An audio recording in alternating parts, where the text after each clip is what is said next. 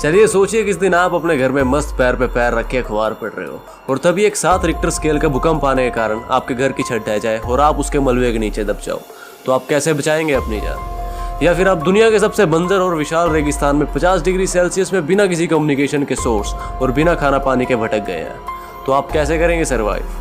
ऐसे ही कुछ सच्ची सर्वाइवल स्टोरीज मैं लाया हूँ खास आपके लिए अपनी इस वीडियो में, जिसमें मैं आपको बताऊंगा 4 ऐसी घटनाएं जब लोगों ने नरक से भी बदतर हालातों में मौत को भी मात दे दी। तो बिना देर करे चलिए ज्ञान बरसाते हैं। दोस्तों, भूकंप एक ऐसा कुदरत का कहर है जिसके सामने बड़ी सी बड़ी इमारत टिक नहीं पाती। आए साल दुनिया में सिर्फ भूकंप आने के कारण कई लोग अपनी जान गंवा देते हैं और हजारों लोग बेघर हो जाते हैं। हमारी अगली कहानी एक ऐसे लड़के की है जिसने भूकंप की विकराल तबाही को भी मात दे दी थी। 28 सितंबर 2018 एक 7.5 रिक्टर स्केल के भूकंप ने इंडोनेशिया में दस्तक दी। इस भूकंप ने हजारों इमारतों को पल में धूल कर दिया था। उन हजारों इमारतों में से एक इमारत जाबर नल मस्जिद भी थी, जहां 43 वर्षीय नार्तो अरयादी अपने भाई के साथ दुआ कर रहे थे। अचानक ही सारी मस्जिद मानो हिलने सी लगी। पलक झपकते ही मस्जिद में भगदड़ सी मच गई और मस्जिद के पंखे जोर जोर से हिलने लगे। नार्तो जो सबसे पहले लाइन में बैठकर दुआ कर रहे थे, उन्होंने पास लगे पिलर को कसकर जकड़ लिया और कुछ ही सेकंड्स में मस्जिद की छत ढह गई।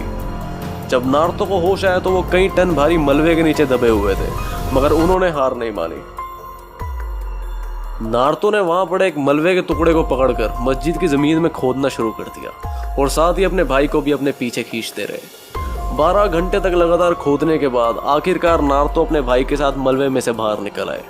बाद में पता चला नार्तो के भाई की लात में 2 फ्रैक्चर थे, मगर खुशी की बात यह थी कि नार्तो को कोई ऐसी गंभीर चोट नहीं आई थी।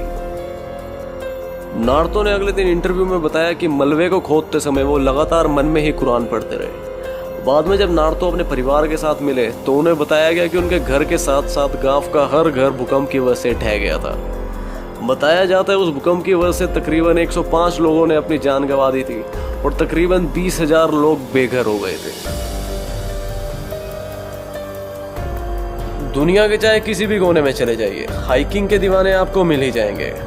अगली कहानी एक ऐसी दीवाने की है जिसको अपने पैशन की वजह से एक बहुत ही भारी कीमत चुकानी पड़ी। इस शख्स का नाम है एरन रेल्स्टन।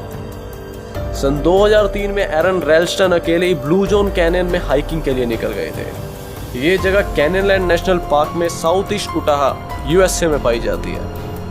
एरन को शुरू से ही अकेले हाइकिंग जाने का बहुत शौक था। जब एरन ब्लू जोन कैनियन में एक बेहद ही पतली घाटी में उतर रहे थे तो उनके साथ एक बहुत ही भयंकर हादसा हुआ। घाटी में उतरते वक्त एरन के ऊपर एक बड़ा सा पत्थर लुढ़कता हुआ आया और घाटी के पतले होने के कारण उनका दायां हाथ उस पत्थर और घाटी की दीवार के बीच में फंस गया। मुसीबत की बात यह थी कि हाथ फंसने के कारण वो उस जगह से बिल्कुल भी हिल नहीं पा रहे थे। हाथ फंसने के कारण एरन एक ही जगह पे 5 दिन तक फंसे रहे। 5 दिन तक उन्होंने साथ लाए हुए पैक्ड फूड और पैक्ड वाटर से गुजारा किया, इस उम्मीद में कि उन्हें कोई ढूंढने आ जाएगा। चिंता की बात यह थी कि ना सिर्फ वो जगह सुनसान थी, बल्कि एरन ने अपने आने के बारे में किसी को बता भी नहीं रखा था। जब एरन की सारी फूड सप्लाई खत्म होने लगी तो उन्होंने अपने टूल किट में से एक चाकू निकालकर अपने दाएं हाथ को काटकर अपने शरीर से अलग कर दिया। अपने आप को फ्री करते ही एरन मदद के लिए 7 किलोमीटर तक भागे। एक फैमिली जो वहां पर हाइकिंग कर रही थी, उन्होंने एरन को देख लिया और वहां के स्थानीय हेल्पलाइन पे कॉल करके एरन की जान बचा ली। एरन की किस्मत अच्छी थी कि ज्यादा खून बहने से वो वहां पे बेहोश नहीं हुए। इन 5 दिनों में एरन का 20 किलो वजन कम हो गया।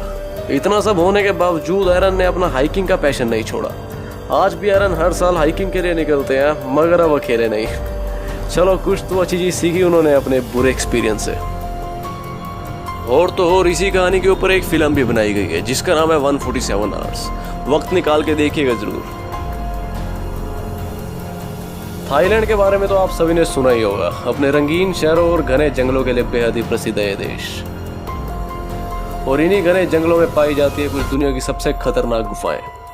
बात 8 जुलाई सन 2018 की है, जब थाईलैंड के वाइल्ड बोर्ड सॉकर टीम ने थाम लुआंग गुफा में जाने का प्लान बनाया। यह गुफा तकरीबन 10 किलोमीटर लंबी और 280 फीट गहरी है। इस टीम में एक कोच समेत 11 से 16 साल तक के 12 लड़के थे। उस दिन सुबह से ही हल्की हल्की बारिश हो रही थी। कोच ने सोचा आम दिनों की तरह ये बारिश भी 2-3 घंटों में रुक जाएगी और प्लान के अनुसार अपनी ट्रैकिंग शुरू कर दी। मगर कुदरत ने उस दिन कुछ और ही सोच रखा था।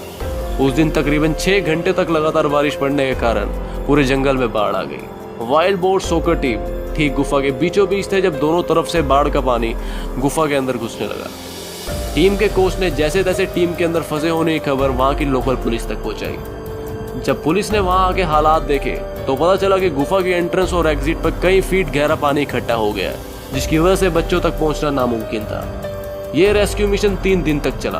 पूरी टीम को बाहर निकालने के लिए 2000 सैनिक और 200 डाइवर्स की मदद ली गई।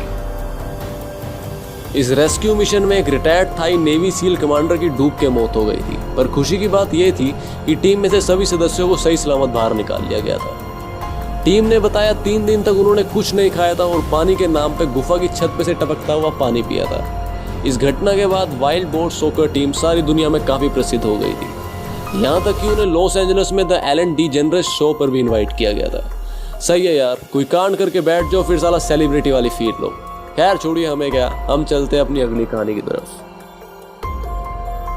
दोस्तों, दुनिया में हर साल कई मैराथन रेसेस ऑर्गेनाइज की जाती है और हजारों लोग इन रेसेस में भाग भी देते हैं, फिर चाहे वो रेस बर्फ के पहाड़ों में हो या झुलसा देने वाले रेगिस्तान में। एक ऐसी मैराथन हर साल अफ्रीका के मोरक्को देश में ऑर्गेनाइज की जाती है। इस मैराथन का नाम है मैराथन दे सेबले उर्फ मैराथन ऑफ द सैंड्स।